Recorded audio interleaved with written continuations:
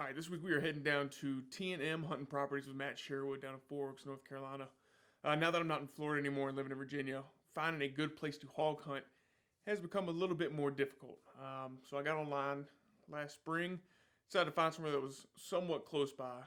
So I could go scratch that hog itch. So in doing my research on the old Google machine, I found that Matt has 2,700 acres to include a large portion of his land is surrounded by a river.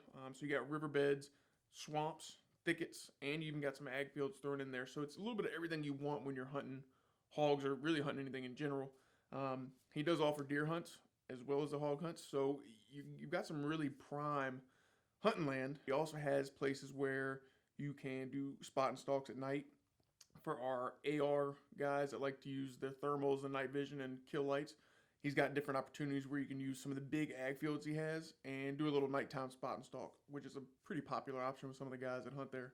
On top of that, Matt is also a prior Marine and law enforcement officer. So being a veteran myself, I tend to lean towards other veterans companies and outfitters when I'm searching for things like this. So everybody's trickling into camp, getting ready for the evening's hunt. And when my dad gets there, he tells me that he's brought his camera with him and he's going to film his hunt.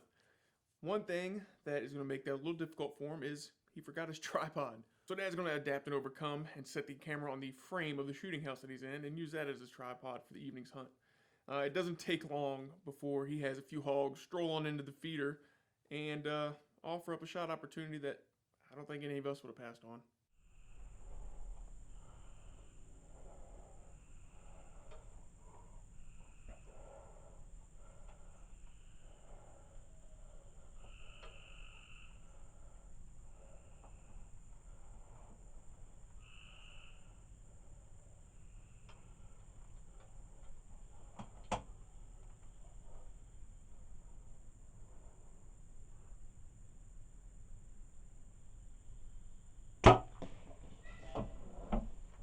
So one thing Dad didn't forget on this hunt was how to hit a 10 ring. He absolutely blistered that hog sitting at the feeder.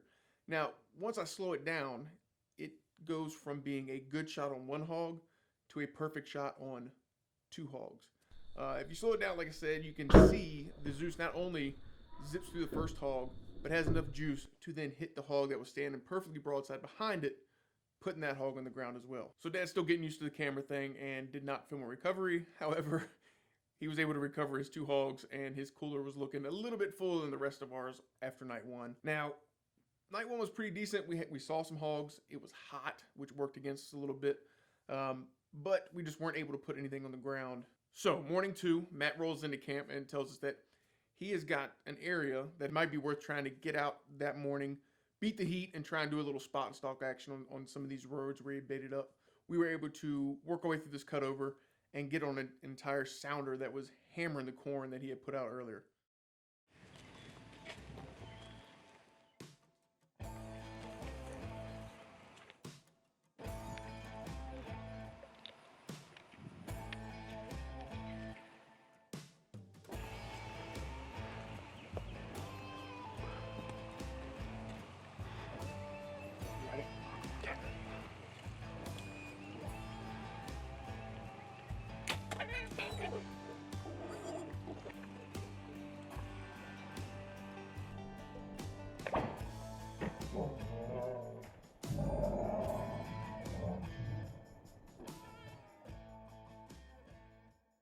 Hog number one's on the ground. The Darton's still toting ammo, so how about we go ahead and double up?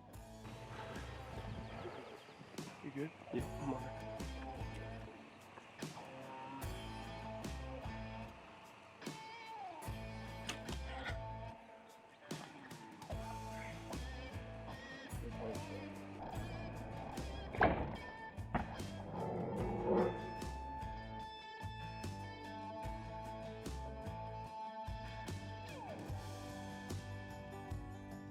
We had just finished breakfast, and what better way to start the day than with putting a couple hogs in the freezers. So that's going to wrap up the first trip down to T&M Hunting Properties with Matt Sherwood from this past season.